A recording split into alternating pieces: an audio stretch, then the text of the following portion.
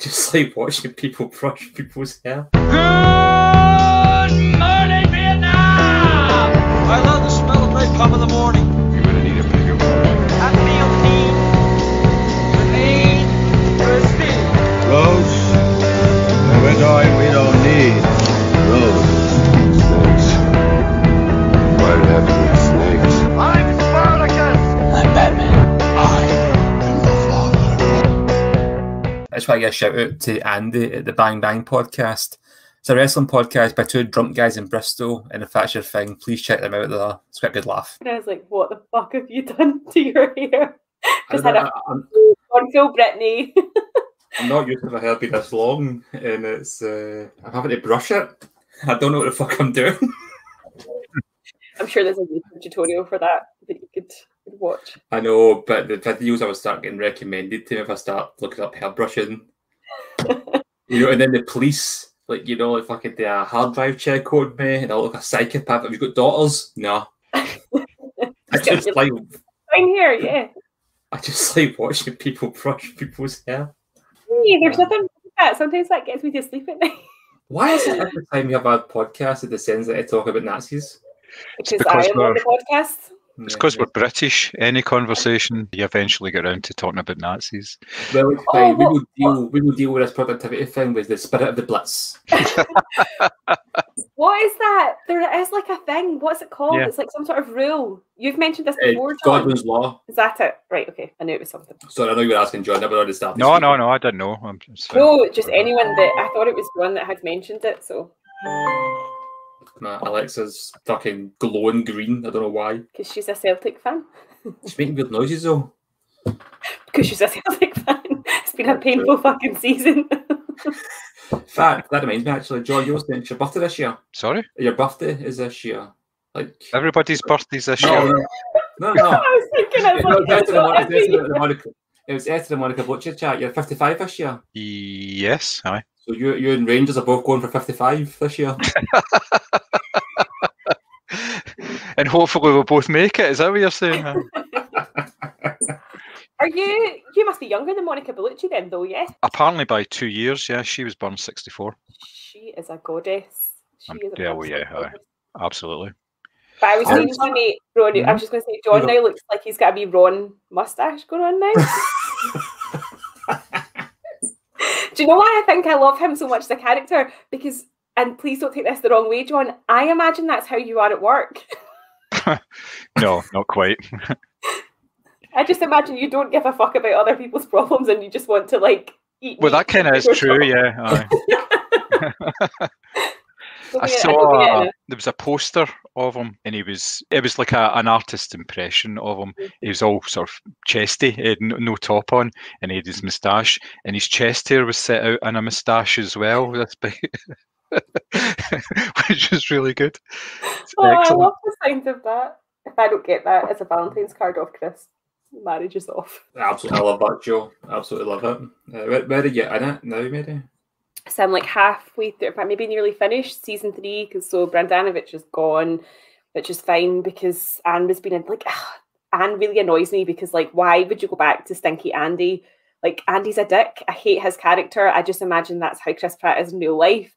But I love like I love April. Like I think that's what I must look like at work all the time. Is just this like she's fucking awesome.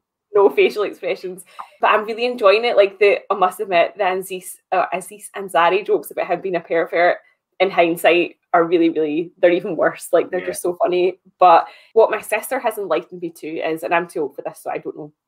Apparently, there's now a whole subgenre of TikToks about Armie Hammer, and like there was one, I need to send it to you guys. It's a waitress who she served him in a restaurant, and apparently he kept commenting on her neck, and she was like, well, this aged well, and she like showed the video of it and stuff. And it's just, there's so many things now, like obviously the Aziz Ansari thing, like there's so many things now, and I'm just looking back on it and I'm like, this is not aged well at all. So you mentioned me there, then I said God hates figs. Yeah, that was amazing. I actually had to pause because I nearly rolled off the couch laughing. It was just, I couldn't believe that fate had made that What I happen. will say about Andy's character as the show goes on, he becomes less dickish and more kind of lovable loser. He just looks like he smells like meat. It does. It does become quite a good character as it goes on, quite quite likable. But yeah, I just love that. I think that show's so good. It's just so much fun. It's such a joy. Jen went and got me a book. It's a book written by Leslie Knope on Pawnee. That sounds amazing.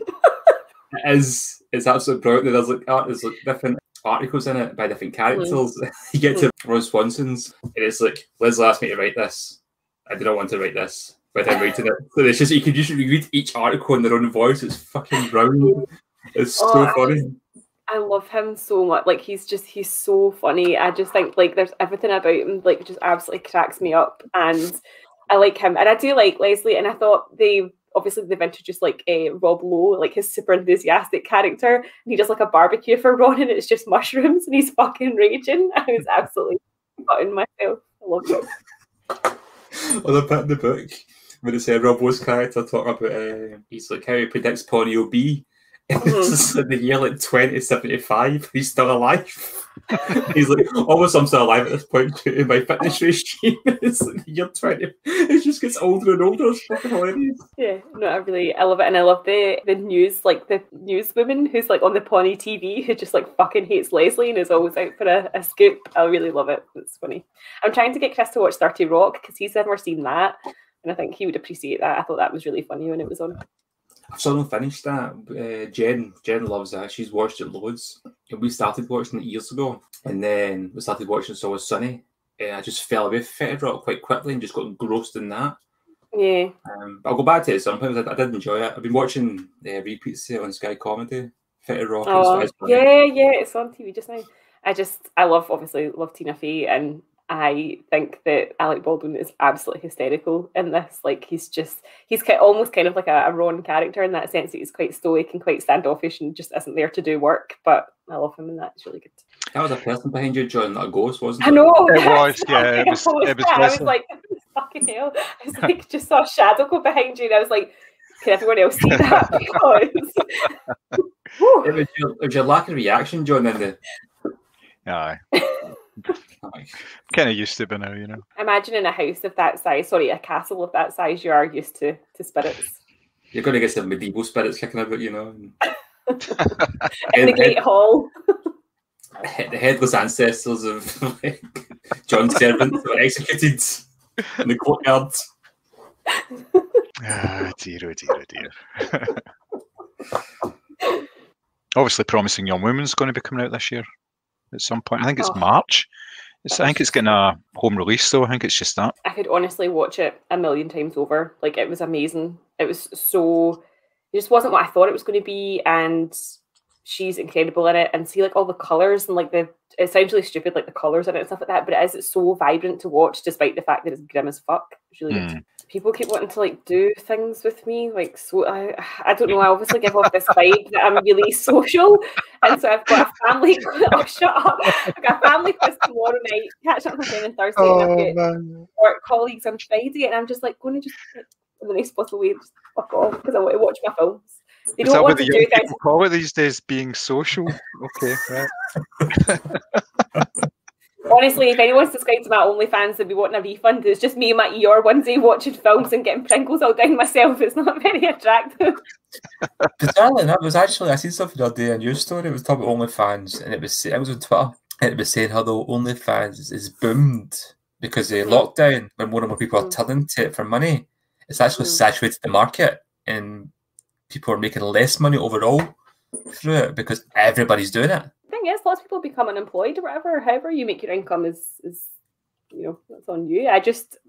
Porn is free. That's why newspapers are dying, because news is free on Twitter. So I just don't understand how OnlyFans is even a successful business model. But okay. Well, works for some. Did you notice on the podcast they released yesterday, at the very start of it, it's Alfred Hitchcock saying, "Good evening, ladies and gentlemen," just before the title music. I thought, nice. I listened to it yesterday afternoon. That was all. And I thought, I was like, I was like, is that Alfred Hitchcock Presents? Like, is that like, or I wasn't sure if you'd done like a really good impression. No, no, I'm not Thomas of 1,000 Voices. You know. Sure. Well, I didn't know if you'd asked me to do a wee special something. Fuck, man. It's fucking lockdown goes on any longer. I'm going to look Alfred Hitchcock. Except from you'll have amazing hair and a beard, so. So, yeah.